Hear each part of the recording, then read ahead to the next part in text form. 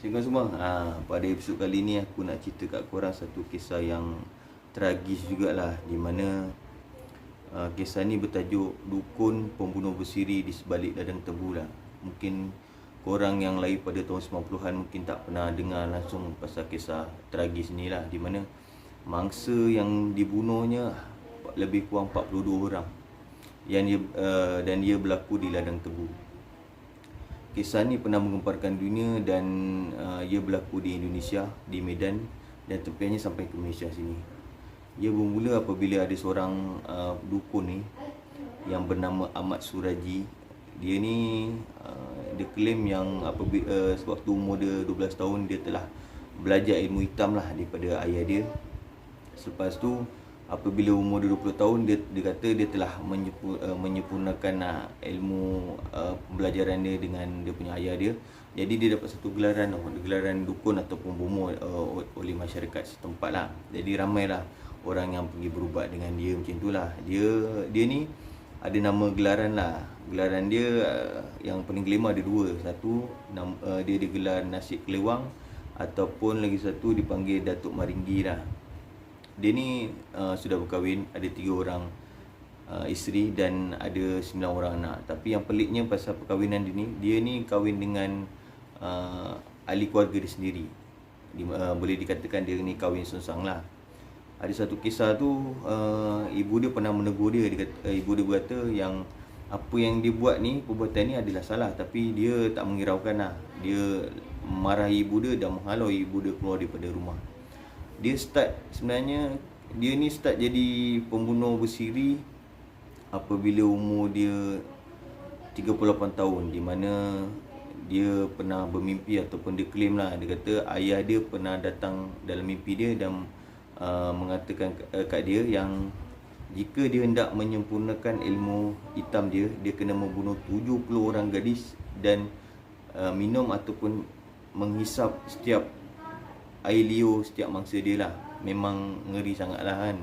Sebab yelah macam kita ni manusia biasa ni takkan kita sanggup. Ia pun even orang normal pun, orang yang masih hidup pun kita nak minum air liur kan jadi jijik kan. Tapi oleh sebab dia ada semangat untuk nak memenuhi cita-cita untuk memenuhi ilmu hitam dia tu, dia sanggup buat lah. Jadi dia ni boleh dikatakan seorang pembunuh bersiri yang paling beruntung lah, di mana dia ni tak payah buat kerja banyak sangat. Dia tak payah cari mangsa akan jumpa dia, di mana sebab title dia sebagai dukun kan. Dia ni antara pembunuh bersiri yang licik jugalah, di mana kalau kau nak tahu, dia akan bagi syarat lah kat setiap mangsa-mangsa dia. Dia akan menyuruh mangsa dia memastikan yang tiada orang yang tahu yang mangsa ni berubat dengan dia. Jadi dia dapat menyembunyikan lah, lebih kurang 11 tahun dia dapat menyembunyikan dia punya perbuatan jahat dia ni lah. Kalau korang nak tahu, dia ni setiap pembunuhannya dia lakukan benda yang sama, modus operandi sama, di mana dia akan mangsa akan datang ke rumah dia. Lepas tu dia akan meminta duit. Lepas tu dia akan membawa setiap mangsa dia ke satu ladang tebu. Sebab tu kita ni digelar digelar pembunuhan di ladang tebu lah. Dia akan bawa ke ladang tebu dan setiap mangsanya dia akan pastikan tidak pakai surat benang pun. Lepas tu dia akan buat lubang. Lepas tu dia akan tanam setiap mangsa dia tu paras per atau paras bau lah, dia tanam hidup-hidup. Sebenarnya bukan apa, untuk memastikan dia, memudahkan dia menjerut setiap mangsa dia dan memudahkan dia untuk menghisap ataupun minum air liur setiap mangsa dia lah. Selepas dia melakukan ritual pembunuhan tu, dia akan tanam setiap mayat tu menghadap ke rumah dia. Ada orang cakap mayat tu dihadap, setiap mangsa dia dihadapkan, setiap mangsanya tu dihadapkan ke rumah dia untuk memastikan ilmu hitam dia tu makin kuat lah. Itu dia punya, mungkin dia punya pantang larang dia macam tu lah kan. Dia punya cara dia untuk memastikan yang ilmu yang dia dapat tu power lah, boleh cakap itulah. Dia ni perbuatan dia hampir 11 tahun lah dia buat kan. Aktiviti pembunuhan dia tak ada langsung, tak ada orang tahu pun. Tapi pada satu hari tu ada seorang gadis ni berumur 21 tahun. Dia nama dia Dewi Kamala macam tu lah. Dia ni yang buat kantoi lah. Dia ni boleh dikatakan mangsa takhir dan dia penyebab yang Ahmad Suraji ni kantoi di atas perbuatan dia lah. Di mana sewaktu dia nak pergi, Dewi Kamala ni sewaktu dia nak pergi ke rumah Ahmad Suraji ni, dia menyewa penarik beca tu untuk membawa dia ke rumah Ahmad Suraji ni.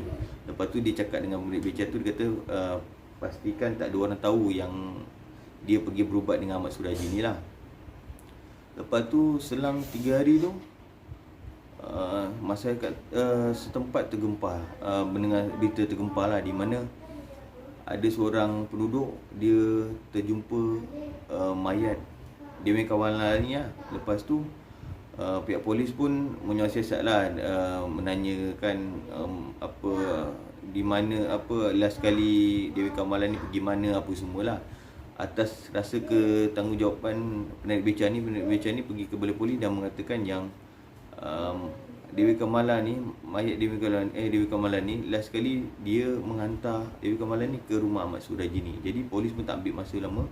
Polis pun datang ambush lah pergi rumah Ahmad Suraji ni. Lepas tu dia terjumpa lah, ada, bila dia ambush tu dia geledah-geledah, dia jumpa lah ada rambut, ada gigi, setiap mangsa lah. Jadi Ahmad Suraji ni pun ditangkap dan dibicarakan lah. Lepas tu dalam masa perbicaraan tu Ahmad Suraji tu ceritalah pasal apa dia bunuh, pasal apa dia, macam mana cara dia membunuh setiap mangsa-mangsa dia. Lepas tu berapa orang yang dibunuh, lepas tu di mana tempat mayat-mayat yang dia tanam lah. Lepas tu polis pun pergilah satu tempat tu, tempat di mana mayat-mayat tu ditanam. Yang tu semua ditanam di ladang tebu, di mana lebih kurang 42 mangsa lah yang dijumpai di situ. Lepas tu ada orang claim lah, dia kata mungkin lagi ramai lagi lah mangsa-mangsa dia, tapi dia tak beritahu kan. Yelah, lebih kurang 11 tahun dia buat aktiviti tu. Ahmad Suraji ni telah dihukum penjara 10 tahun dan selepas 10 tahun tu dia dijatuhkan hukuman mati lah. Hukuman mati dia pun tak macam Malaysia. Malaysia ni hukum gantung kan. Macam kat sana dia hukum tembak.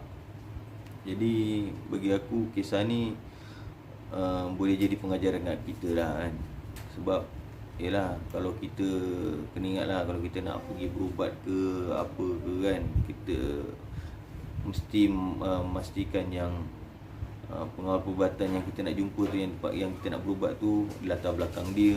Lepas tu dia punya cara perubatan dia atau perawatan dia tu mengikut Islam ke tidak kan. Lepas tu lagi satu, pastikanlah korang jangan datang seorang lah, datang 2 orang ke kan, takut apa-apa jadi kan. Lebih lagi pada wanita lah. Itu je lah. Kalau korang suka konten aku begini, aku harap korang share, like dan subscribe aku punya channel lah. Aku punya channel pun tengok tak ramai orang subscribe lagi. Mungkin cara aku cakap ni masih tak pasti lagi kan. Yalah, baru 3 video kan. Okey lah.